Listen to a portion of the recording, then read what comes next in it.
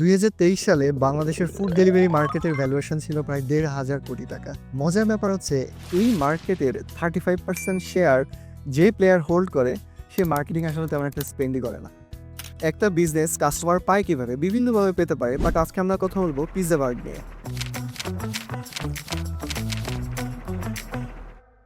Pizza বার্গ তার কিছু unique content strategy দিয়ে কাস্টমার আকৃষ্ট করে। শুধুমাত্র কন্টেন্ট মার্কেটিং করেই একটা পিৎজা ব্র্যান্ড প্রতিদিন ৭,০০০-এর বেশি পিৎজা সেল করে। এই তথ্য দিয়েছেন পিৎজা বার্গের ওনার নিজেই, এবং অকেশনালি এটা ১০ থেকে ১২,০০০ও হয়ে যায়। পিৎজা বার্গ এই ইউনিক কন্টেন্ট মার্কেটিং স্ট্র্যাটেজি দিয়ে পিৎজা মার্কেটের প্রায় 35% গ্র্যাব করেছে। তারা মিম মার্কেটিং, ইনফ্লুয়েন্সার কোলাবোরেশন এবং ইউনিক ট্রেন্ডি জিনিসপত্র নিয়ে কথা বলে আজকের এই ব্র্যান্ডটা তৈরি করেছে। শুধুমাত্র সোশ্যাল মিডিয়া ফোকাস করে তারা এই শত কোটি টাকার ব্র্যান্ড দাঁড় করিয়েছে। সালমান মুক্তাদিরের মতো বড় কন্টেন্ট ক্রিয়েটর পিৎজা বার্গের সাথে কাজ করছে, এবং তাদের এই ইউনিক কন্টেন্ট মার্কেটিং স্ট্র্যাটেজির কারণে জেন জি, জেন আলফা এদের কাছে পিৎজা বার্গ খুবই ফেভারিট একটা নাম।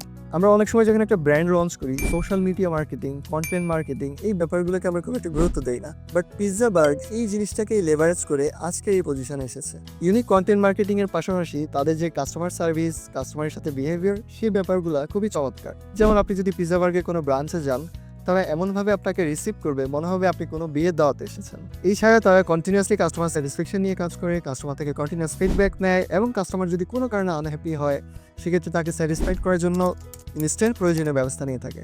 আমরা যারা বিজনেস করি আমরা অনেক সময় content marketing, social media marketing এই ব্যাপারগুলোকে আন্ডার এস্টিমেট করি, বাট পিৎজা বার্গ আমাদেরকে আসলে দেখাই দিল যে শুধুমাত্র social media marketing, influencer marketing, meme marketing, trend জিনিসপত্র নিয়ে কাজ করা উইথ গুড কাস্টমার সার্ভিস একটা ব্র্যান্ড কোটি টাকার ব্র্যান্ড হয়ে যেতে পারে।